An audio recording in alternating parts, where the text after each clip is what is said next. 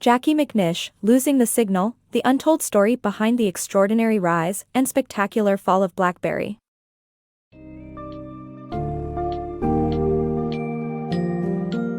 Dive into the captivating world of BlackBerry with a summary of Losing the Signal, the untold story behind the extraordinary rise and spectacular fall of BlackBerry by Jacquie McNish. Experience the incredible journey of Jim Balsillie and Mike Lazaridis as they transform the telecommunication space with their revolutionary invention. This summary covers their initial collaboration, the creation of groundbreaking products, and the eventual downfall of Research in Motion Limited (RIM). By examining key business and technical decisions, the book helps readers explore the factors that contributed to the rise and fall of an industry giant.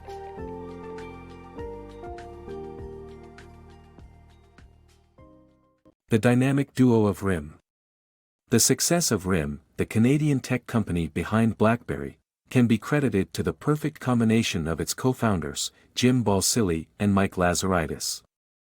While Balsillie's interest in the Canadian business elite and the art of war inspired him to pursue a career in business management, Lazaridis's love for engineering was evident from a young age. Together, they formed a perfect symbiosis. Balsillie's business acumen complemented Lazaridis's technological know-how, resulting in the creation of the BlackBerry and the rise of RIM.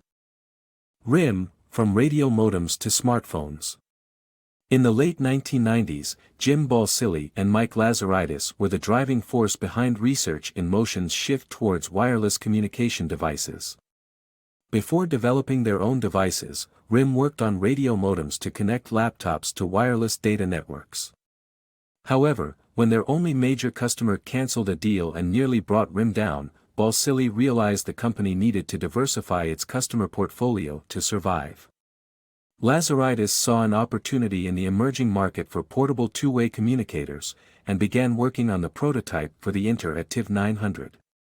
With Balsillie's backing, this device became the core of RIM's new business model, catapulting the company into the smartphone market and redefining wireless communication. The rise of BlackBerry. Through a win-win agreement with BellSouth, RIM was able to expand its potential and purchase unlimited access to the Mobitex network for just $5 million. RIM's success with the BlackBerry device did not come easy. Through a strategic partnership with BellSouth, RIM was able to save the Mobitex network from being shut down, which eventually led to the expansion of the network, reaching about 90% of the U.S. population. This agreement between the two reliable partners created an opportunity for consistent revenue generation for RIM and made their endeavor even more secure. To make better offers for their customers and have control over the network, RIM purchased unlimited 2-year access to the Mobitex network for just $5 million, allowing them to sell cheaper airtime and attracting customers. With the potential it had, RIM still needed to name their device. Their marketing team advised against names that might be associated with work and chose a name from the natural world instead. RIM's founders Balsillie and Lazaridis noticed executives were stressed from constant streams of emails, so they named the device after a fruit that lowers blood pressure and somewhat resembled the device itself. Thus, the BlackBerry was born, and its success story had just begun. The story behind BlackBerry's success. Learn how RIM turned their BlackBerry into a triumph by convincing executives of its usefulness. RIM, the company behind BlackBerry, faced a significant challenge when attempting to get the device off the ground. They needed to persuade executives of the concept's soundness, particularly chief information officers who were known for being critical of new devices, especially those designed for sending sensitive information via an external network. However, Balsillie and Lazaridis saw the potential for BlackBerry in the business world. They knew that convincing executives of its utility was the only way to make it a triumph. In 1999, Merrill Lynch became the first company to order BlackBerry after John McKinley, their chief technology officer, saw its advantages. This sparked a chain reaction, and suddenly more people needed the BlackBerry, and other corporate giants began to follow suit. As a result, RIM's customer base increased dramatically, from 25,000 users in 1999 to roughly 2 million in 2004. The greater the number of BlackBerry owners, the greater the demand for the device. Therefore, RIM's strategy helped establish BlackBerry on the market, but it wasn't the only factor that led to success. The rise and fall of BlackBerry.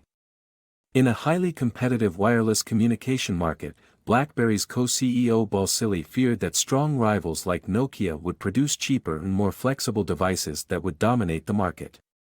To mitigate this risk, he devised a plan called BlackBerry Connect, where hardware manufacturers would create the devices, and BlackBerry would be responsible for the software and the connection to the data network. However, Balsillie never intended BlackBerry Connect to succeed. Instead, he wanted to gain insight into Nokia's long-term development plans to adjust RIM's strategy accordingly. As a result, BlackBerry Connect did not run smoothly, but it helped RIM secure a strong market position by wasting the competition's time. Nonetheless, BlackBerry's success was short-lived, and the company began to fall toward oblivion. iPhone, the game changer. When the iPhone was launched in 2007, it transformed the mobile device market. It combined a mobile phone, internet communication, and a touch-based iPod in one device, thanks to Apple's innovation.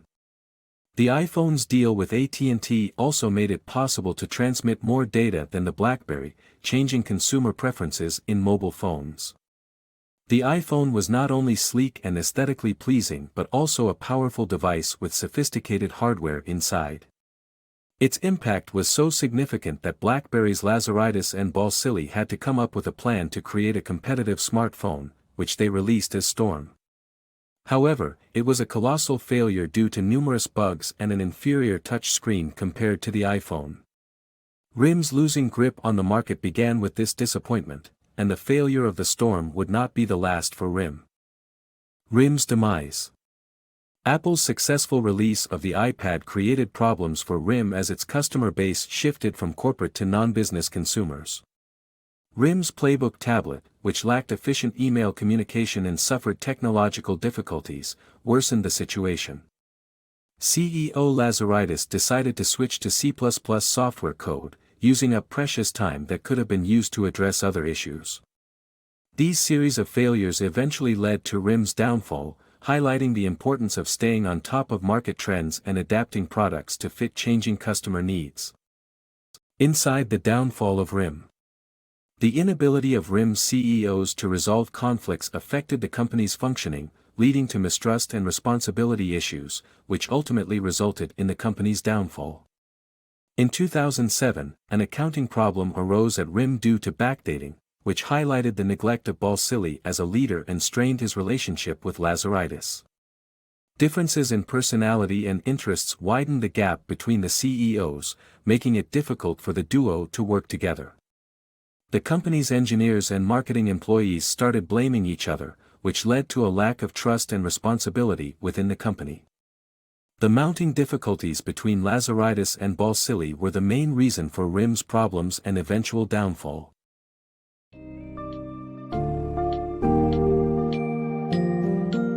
In conclusion, the summary of Losing the Signal tracks the remarkable journey of BlackBerry, from its momentous inception to its unfortunate decline.